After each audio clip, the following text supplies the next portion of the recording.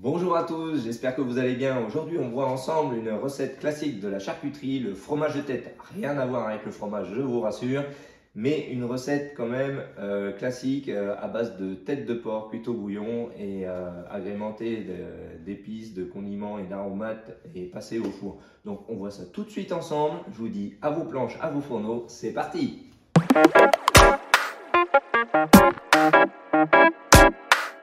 Donc voilà. Eh bien, pour démarrer cette recette, donc avec de la tête de porc, désossée, de préférence, ça prend moins de place. Et puis, on va la mettre en saumure. Donc, vous trouverez sur mon site la recette de la saumure. Donc, une tête de porc désossée. Si elle n'est pas désossée, vous faites de même, c'est pas un souci. Voilà. Bien laisser tremper. Donc là, on est parti pour au moins 5 jours de saumure et puis on va la garder au réfrigérateur sans couvrir.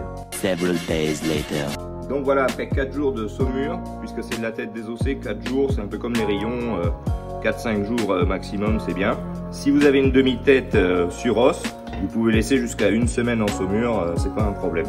Donc voilà, là j'ai pris mon bouillon, je vais mettre mes morceaux de tête désossée. Dans l'absolu, c'est bien d'avoir une tête complète avec oreille et langue. Mais là, en l'occurrence, j'ai déjà utilisé la langue et l'oreille pour faire le museau. Et là, je mettrai qu'une demi-tête juste pour faire le fromage de tête. Donc là, on va monter à frémissement, on va écumer. On va voir s'il y a besoin de rallonger en eau pour voir si notre bouillon n'est pas trop corsé ni trop salé. Et puis, on va laisser mijoter quelques minutes. Enfin, on va plutôt s'approcher de quelques heures. Voilà, on va laisser mijoter quelques heures. Donc voilà, au terme de 2h30 de cuisson, j'ai sorti mes morceaux de tête que j'ai égouttés. J'ai pesé mon poids de tête et en proportion, j'ai pesé mon bouillon. Je vais y mettre mon vin blanc, mon assaisonnement et mes échalotes.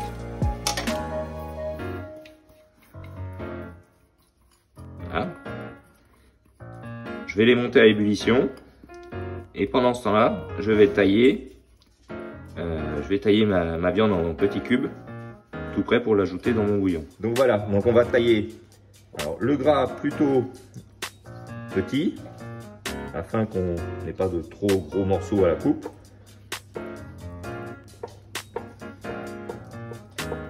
Et le maigre, on va le tailler en gros morceaux. Donc voilà, on va tailler le maigre en morceaux quand même assez conséquents, on va dire, pour pouvoir les retrouver, parce que ça va forcément se laisser aller en faisant bouillir avec le bouillon dans la casserole. Et le gras, on essaye de tailler un peu plus petit, pour pas avoir trop de morceaux à la coupe.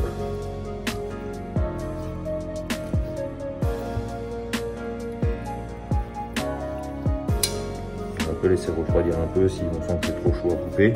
C'est vrai que plus c'est fait rapidement en suivant la cuisson, moins vous perdez de temps et d'énergie, on va dire, pour remettre en ébullition dans votre casserole, pour ensuite le remettre au four.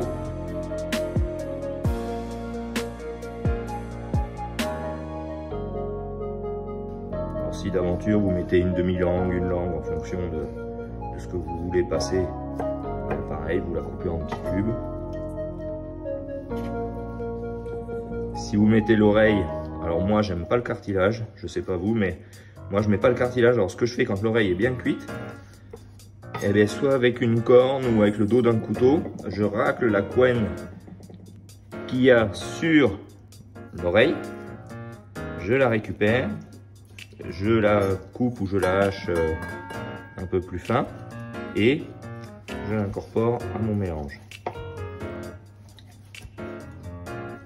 Bon, là sur l'avant du museau, c'est un peu entrelardé, on peut couper un peu plus gros. Et sur l'arrière, ben, on coupera un peu plus fin parce que c'est plus gras.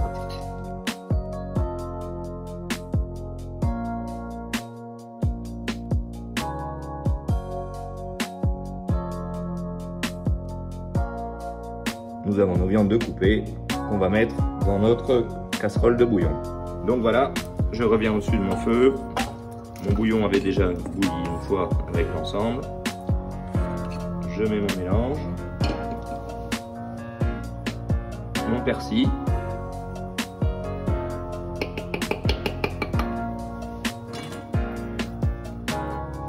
et je remonte à ébullition. Donc voilà, mon mélange a bouilli. On vérifie toujours le salage, voir qu'on n'est pas trop réduit avec l'ébullition, que le bouillon n'était pas trop salé. On peut le faire aussi en amont, bien entendu, c'est même mieux. Comme ça, au cas où, vous pouvez détendre avec un petit peu d'eau ou un bouillon de légumes qui n'est pas salé. Hein, et on va mouler.